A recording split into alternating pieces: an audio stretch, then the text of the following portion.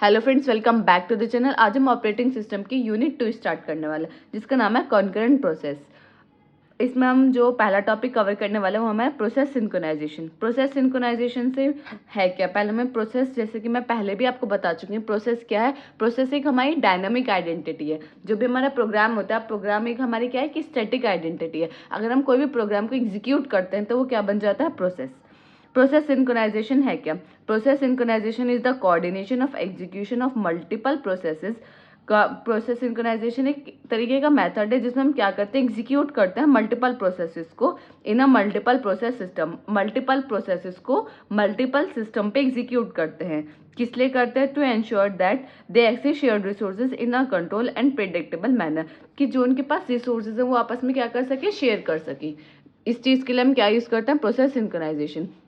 अब basically the main objective of process synchronisation is to ensure that multiple processes access shared resources without interfering with each other. इसका main objective क्या है, हम इसको क्यों use करते हैं? इसलिए यूज़ करते हैं कि हमारे मल्टीपल प्रोसेसेस जो है अपने पास जो उनकी रिसोर्सेज हैं वो शेयर कर सके, एक दूसरे से अपने रिसोर्सेज को शेयर कर सके विदाउट इंटरफेयरिंग, मतलब दो एक आपस में इंटरफेयर ना करें, अपनी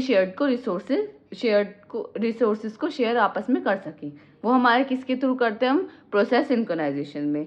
on the basis of synchronisation processes are classified into two types. Synchronisation के बेस पे हमने प्रोसेसेस को दो पार्ट में डिवाइड किया है। जो हमारा इंडिपेंडेंट प्रोसेस, जैसे आपको नाम से पता चला इंडिपेंडेंट। इंडिपेंडेंट मतलब जो किसी पर डिपेंड नहीं कर रहा, वो होता है इंडिपेंडेंट प्रोसेस।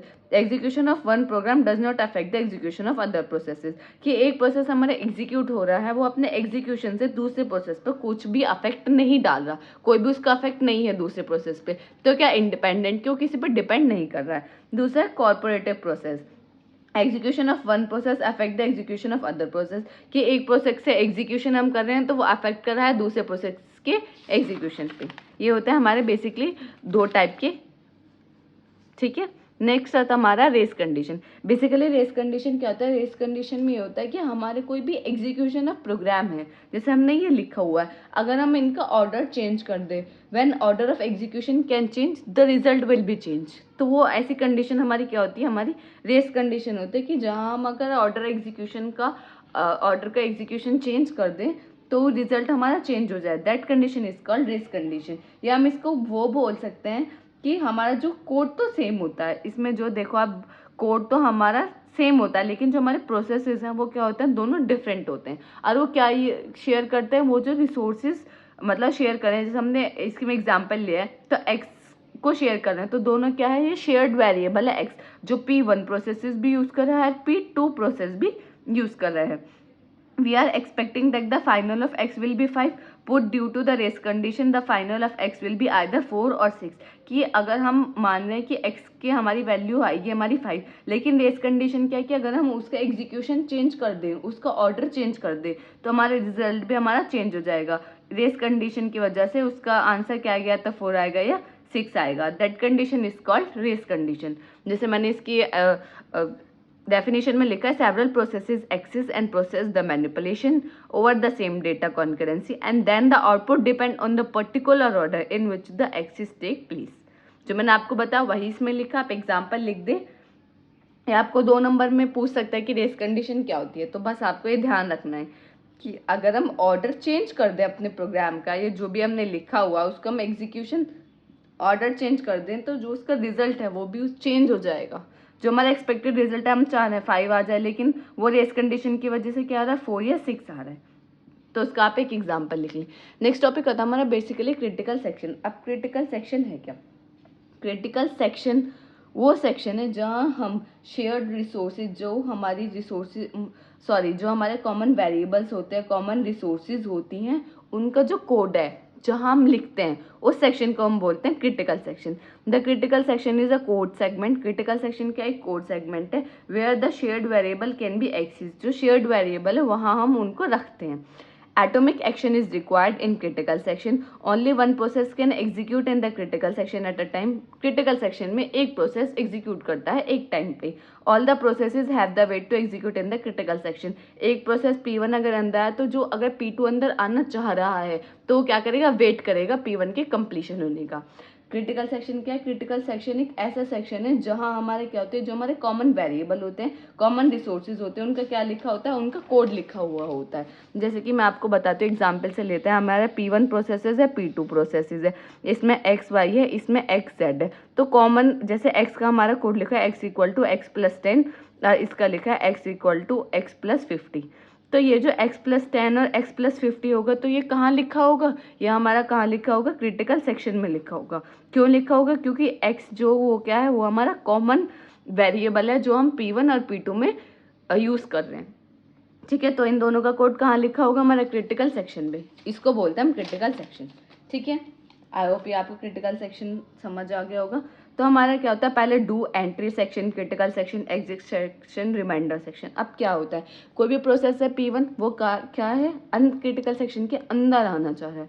तो पहला क्या होता है, एंट्री सेक्शन। एंट्री सेक्शन में क्या होता है, वो उसमें हम परमिट करते हैं कि वो प्रोसेस आ सकता है या नहीं आ सकता। अगर ऑलरेडी कोई भी प्रोसेस P2 या P3, P4, P5 N number of processes या कोई भी प्रोसेस इसके अंदर ऑलरेडी है, तो P1 को हम अलाउ नहीं करेंगे कि P1 अंदर आए।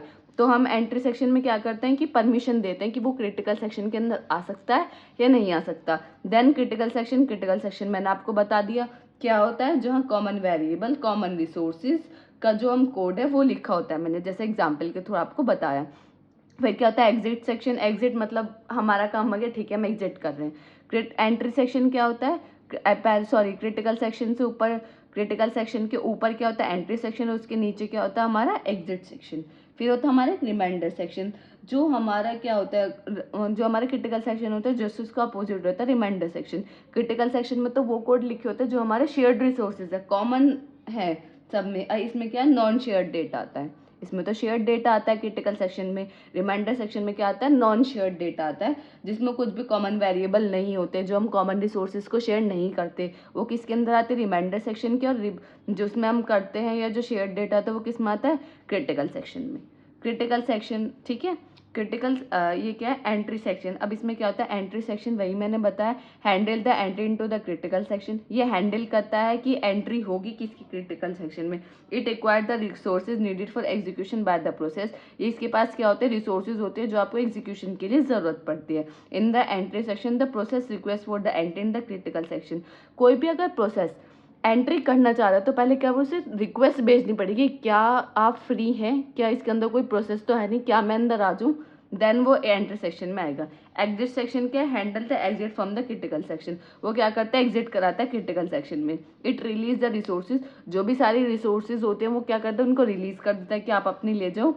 And inform that the other processes in the critical section is free.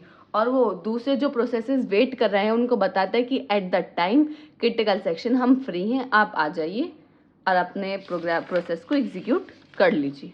Then हमारी क्या होती है, requirement of solution critical section. Critical section problem के कुछ सॉल्यूशन है, वो हमारे 3, म्यूचुअल एक्सक्लूजन, प्रोग्रेस और बाउंडेड वेटिंग। अब म्यूचुअल एक्सक्लूजन क्या है, म्यूचुअल एक्सक्लूजन ये कहता है कि it emphasise that only one process can be inside the critical section at any time. If any other processes require the critical section, they must wait until it is free. Critical section में अगर एक process execute कर रहा है तब तक वो exit section में, तब तक वो बाहर नहीं आएगा, तो कोई भी अदर प्रोसेसेस नहीं आएगा। अगर किसी अदर प्रोसेस को आना है तो उसको वेट करना पड़ेगा अपने पहले वाले प्रोसेसेस का। ठीक है, अगर P1 अंदर है तो जब तक P1 एग्जिट सेक्शन करके बाहर नहीं आ जाता, P2 अंदर नहीं आएगा। एक टाइम पे एक ही प्रोसेस क्रिटिकल सेक्शन के अंदर रह सकता है, उसको हम बोलते हैं म्यूचुअल एक्सक्लूजन। देन हमारा आता है प्रोग्रेस। प्रोग्रेस का मतलब आपको क्या लग रहा है कि प्रोग्रेस होती रहनी चाहिए। Progress means it is if a process is not using the critical section then it should not stop and any other processes from accessing it. Any process can enter in the critical section if it is free. Progress मतलब का क्या है, critical section के अंदर P3 है, P3 critical section के अंदर कुछ भी एग्जीक्यूट नहीं कर रहा है, सिर्फ वो फ्री बैठा है, कुछ नहीं कर रहा है। तो हमें एट द टाइम क्या करना है, हमें P3 तुरंत के तुरंत निकले, ऐसा नहीं है कि अगर वो फ्री बैठा है तो हमारा क्रिटिकल सेक्शन फ्री रहेगा, नहीं, हमें इमीडिएट एक्शन लेना पड़ेगा कि हमें कौन सा प्रोसेस को नेक्स्ट को अंदर लेके आना है। प्रोग्रेस होती रहनी चाहिए, ऐसा नहीं है कि प्रोग्रेस स्टॉप हो गई है। वो कहता है अगर कोई भी प्रोसेस वर्किंग में नहीं है, नॉट उनकी कोई भी प्रोसेस अंदर है लेकिन वो क्रिटिकल सेक्शन को यूज़ नहीं कर रहा है, तो हमें इमीडिएट एक्शन लेना है कि हमें कौन सा दूसरा प्रोसेस डालना है जो पहले से ही वेट कर रहा है क्रिटिकल सेक्शन के अंदर आने के लिए। नेक्स्ट है थर्ड है हमारा बाउंडेड वेटिंग। बाउंडेड वेटिंग का मतलब क्या है कि टाइम लिमिट है। A bound must exist on the number of time that the processes are allowed to enter their critical section. Critical section के अंदर भी कोई भी एक नंबर ऑफ लिमिटेड टाइम्स, आप ऐसे नहीं एन नंबर ऑफ टाइम्स आते जा रहे नहीं, कुछ नंबर ऑफ टाइम्स, कुछ लिमिटेशन है कि आप इतनी बार ही क्रिटिकल सेक्शन के अंदर आ सकते हैं। क्यों कि क्रिटिकल सेक्शन के अंदर P1 है, अब बहुत सारे processes P2, P3, P4, P5, P6 बहुत सारे रिक्वेस्ट पे P1 आया, ठीक है कोई बात नहीं, हमने P2 को अंदर भेज दिया, P2 जितना अंदर आया इतना हमारे P3 P1 दोबारा आ गया, ऐसे ही हम करते रहे तो हमारा जो लास्ट है P5 है वो तो कभी अंदर आएगा ही नहीं, वो तो हमेशा वेट ही करता रह जाएगा, कभी उसे क्रिटिकल सेक्शन के अंदर आने का मौका ही नहीं मिलेगा। तो हमें ऐसे नहीं करना है, हमें लिमिटेड नंबर ऑफ टाइम्स, उन पर लिमिटेशन है कि आप इतनी बार आ सकते हैं। ऐसे नहीं है कि आप आए जा रहे हैं और जो वेट कर रहे हैं वो वेट ही करे जा रहे हैं, नहीं, कुछ नंबर ऑफ टाइम्स ही ऐसा करेंगे कि आप आ सकते हैं अंदर, ठीक है। ये हमारा होता है ये क्रिटिकल सेक्शन। अब हमारा कॉन्करेंसी का मीन्स के execution of several programs at a same time, मतलब बहुत सारे प्रोग्राम को हम एग्जीक्यूट कर रहे हैं एक ही टाइम पे, तो उस टाइम क्या हुआ concurrency. It take place in operating system when multiple processes are execute in parallelly. ये हमारे ऑपरेटिंग सिस्टम में कब यूज होता है, जब हम मल्टीपल प्रोसेस को एग्जीक्यूट करते हैं parallelly. It is the execution of processes to provide the impression of a synchronous computation. इसमें क्या करता है, ये एग्जीक्यूट करता है मल्टीपल प्रोसेसेस को। सिंक्रोनाइजेशन का मतलब क्या होता है कि हमारे पास मल्टीपल प्रोसेसेस है, तो ऐसा नहीं है कि हमें उनको कोई शेड्यूल करना पड़ता है, उसको ही उसमें ही हमारा एक आता है सिंक्रोनाइज करना कि पहले P1 आएगा, फिर P2 आएगा, फिर P3 आएगा, ठीक है।